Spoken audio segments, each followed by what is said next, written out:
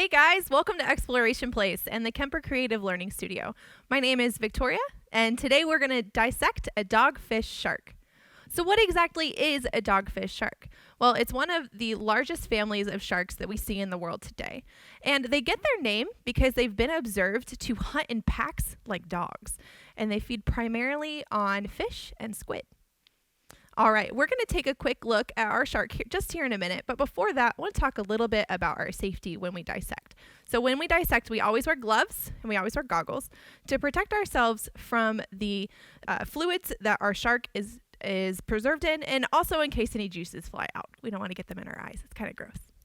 And when we're doing that, we want to make sure that we are treating our specimens with respect. At one point in time, they were a live animal, and we only want to use them for scientific purposes.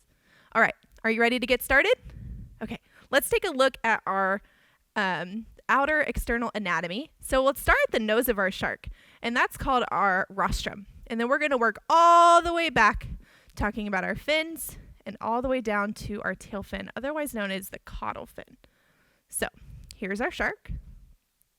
So this specific species of shark is called a spiny dogfish, and it's called that because it has spines right here and another spine right here on its dorsal fins. And those spines, when they haven't been removed, they've been cut here, they have venom in them, and they use that to stun any predators coming after them.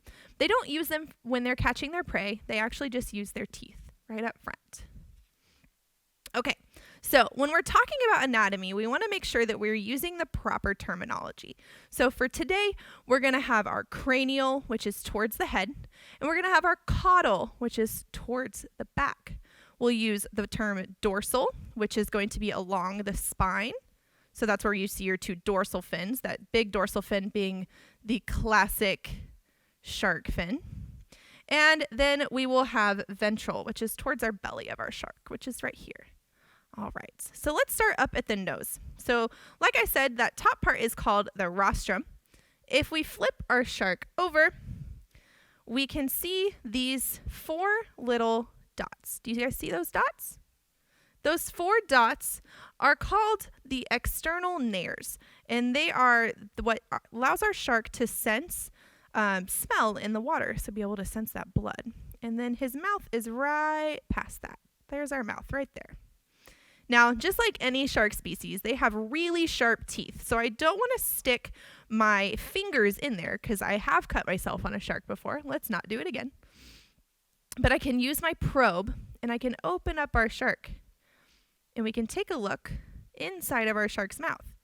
And those shark teeth are derived from their scales that they have, and they can lose hundreds of thousands of teeth over a lifetime. And they do have a tongue, but it doesn't come out like our tongue does. All right, let's flip our shark back over.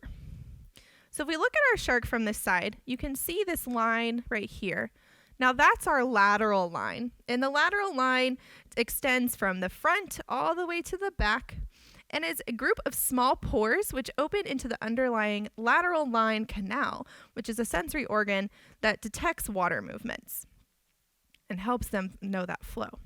And then if we come right up to the top, we can see our shark has two eyes, one right there and one right there. And right behind the eyes are these two holes, one on each side, and those are the spiracles. Those spiracles allow our shark to breathe even with its mouth closed. Now, not all species of sharks have that. Some sharks have to be swimming and have to have their mouth open. But our dogfish shark and our nurse shark, if you're familiar with that one, both have spiracles that allow them to breathe. All right, so how do sharks breathe? What do they use? Well, they use gills. So they don't have lungs like we do. Instead, they have gills.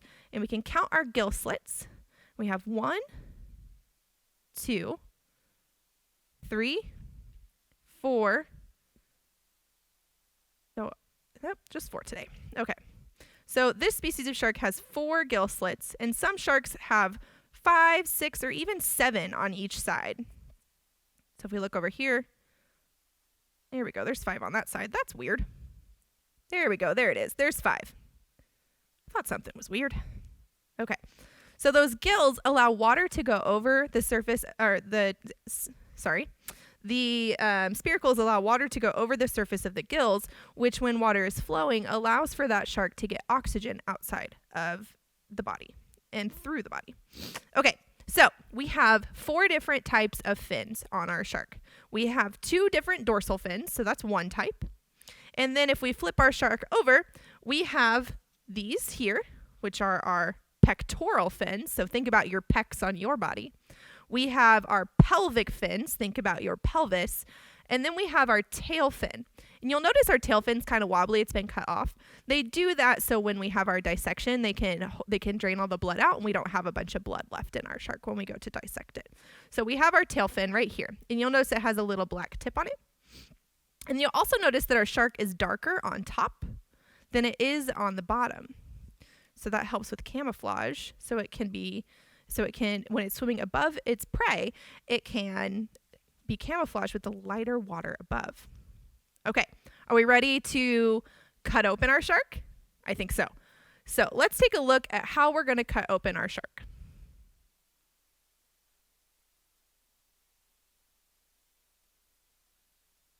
Okay, well, that's not working. So we'll just go ahead.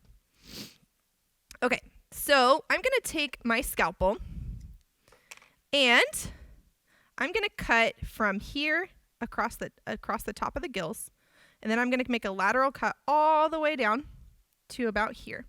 And then I'm going to make another cut across. And I'm actually going to cut all that tissue off so that we can see inside the shark without having to hold it open. And that way I have my hands free to be able to show you guys everything inside. So let's go ahead and do that.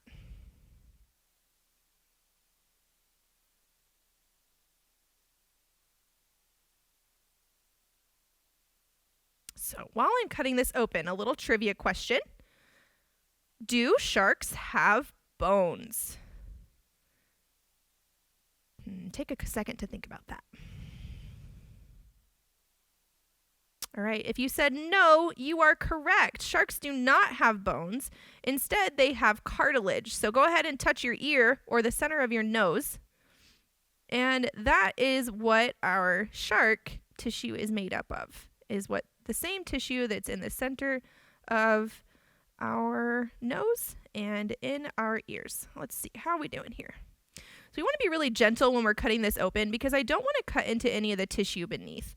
I want to make sure that you guys can see the liver and the heart and the digestive system without it having a bunch of holes in it. So it does take a little bit of time. You have to have lots of patience when you're dissecting different things. Okay, we're almost there.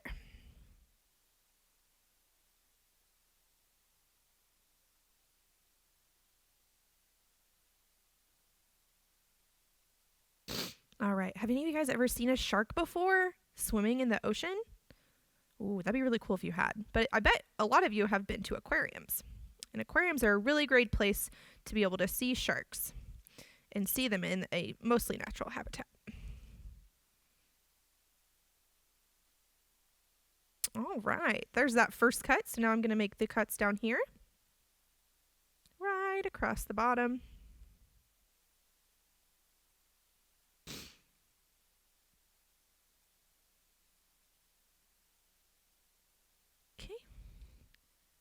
Make that top cut a little bit deeper because it's not quite deep enough to get through that material.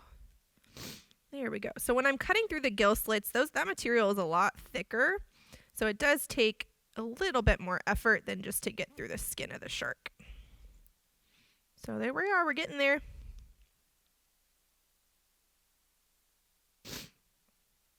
Sorry, I got a little case of the sniffles. It's allergy season, and I'm riding the allergy train like Denzel was a few weeks ago.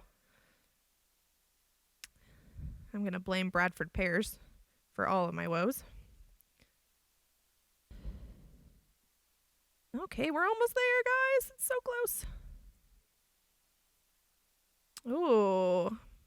Mr. Daniel just asked me what sharks like to eat. So depending on the species is what they eat. Since dogfish tend to be a smaller species of shark, they mostly just eat small fish, crustaceans, squid, octopus, whereas our larger shark species will actually eat other sharks. So they are prey for larger species of sharks as well. Okay, we are almost there. Actually, I'm just going to leave it just like that. I think that's good enough to get us started. Okay, do you see that really big piece right here through the center? That is our liver. Now, our liver is 3 lobes. So there's 2 big lobes and then a smaller lobe in here towards the top. And it's on this shark, it's actually kind of attached to the other 2. You can see it right here. And inside that 3rd lobe is actually the gallbladder. And I'm going to take my scissors. I'm just going to go ahead and cut this whole liver out. And I'm going to stick it in a cup of water that I'll show you at the end of the show what happens to that liver. So how do you think sharks stay afloat? So most fish have a swim bladder, right? Instead, sharks have an oily liver, and that helps them stay afloat really well. So we're going to use that. We're going to use that cup of water to show you how oily their liver is. All right. Well, this looks like fun. Okay, so we have our heart right here. Right there. So they have a 2-lobed heart and, 2-chambered heart instead of a 4-chambered heart like humans do. And then they have their stomach and a spiral intestine. Their stomach is kind of a J shape, and then it goes directly into the spiral intestine. And they use that spiral intestine in order to have more surface area in a small amount of space. But let's go ahead and see if we can figure out how our food gets from the stomach, or from the mouth into the stomach here. Let's see if we can find our stomach. There we go. There we go. That's the whole thing right there. So you can see it's J shape right here. It comes down and then it comes back up. And attached to the stomach is the pancreas. That's what you're seeing here, right along the edge. So let's cut into that stomach and see what we can find.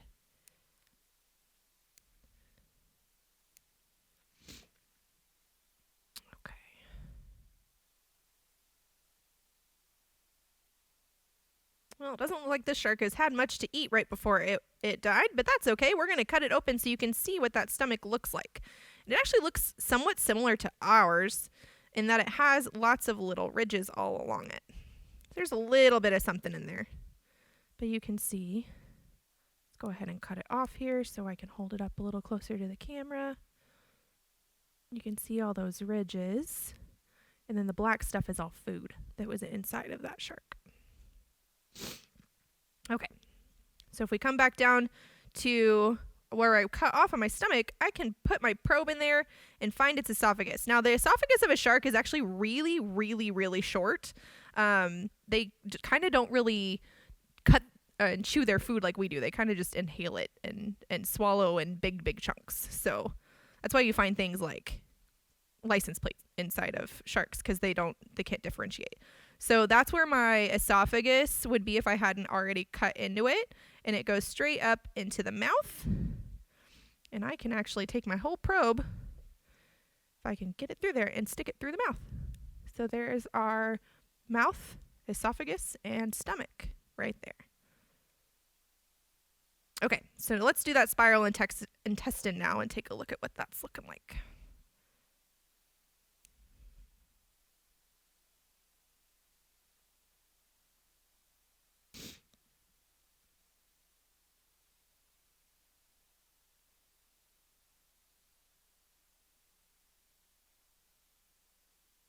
Ooh, there's lots of gunk in there.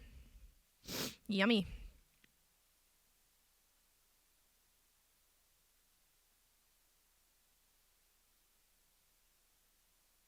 So think about a slinky. A slinky is going to be kind of how this spiral intestine works. So it's going to have, this one's going to be hard to see because there's lots of gunk in it. They have that spiral intestine, which helps them have that surface area. And it's like a slinky. There's just like lots of little bits over and over and over again. So that's what was inside of that small intestine right now. And then their spiral intestine goes straight into their rectum and out the body. Good stuff, right? Yes. Yes, it is. Okay. So let's see if we can find some other things to talk about. Do you see this right here? That is a harder piece of our shark right here that is right along the backbone. So that's where that spine is going to be at with the cartilage of our shark. And you'll notice right along the edges, there's lots of veins running through. Let's see, we'll cut a piece of this off so we can get a little closer view. If we look at the inside of the shark, there's lots of veins that run through there. So they get all of that, all their blood through their tissues, right just through the skin, just like ours does. And we can take a little bit of a closer look at the skin on the other side. There we go, looking pretty good.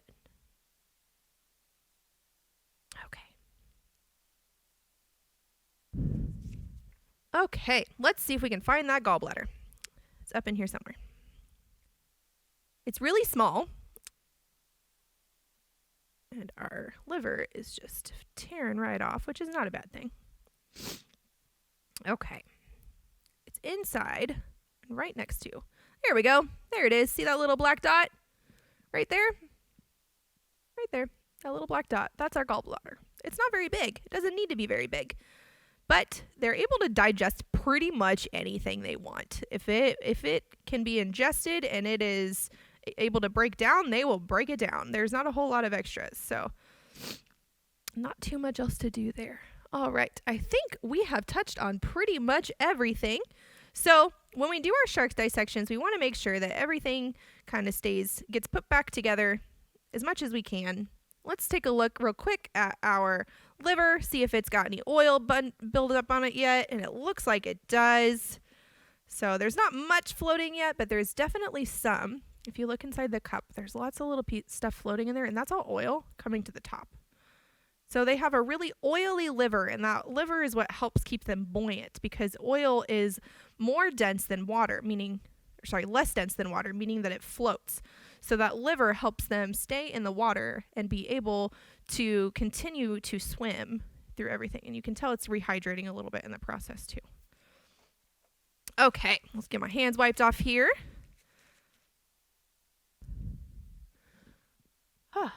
Uh-oh, I got unconnected. Can you guys switch me back? I got disconnected. There we go. All right, guys. So sorry about that, little technical difficulties at the end there, but I hope you guys enjoyed our shark dissection and learned a little bit about shark anatomy and how they're able to stay afloat in water. So join us next week for another live science show, and maybe we'll do another dissection in the near future. Thanks, guys, for coming.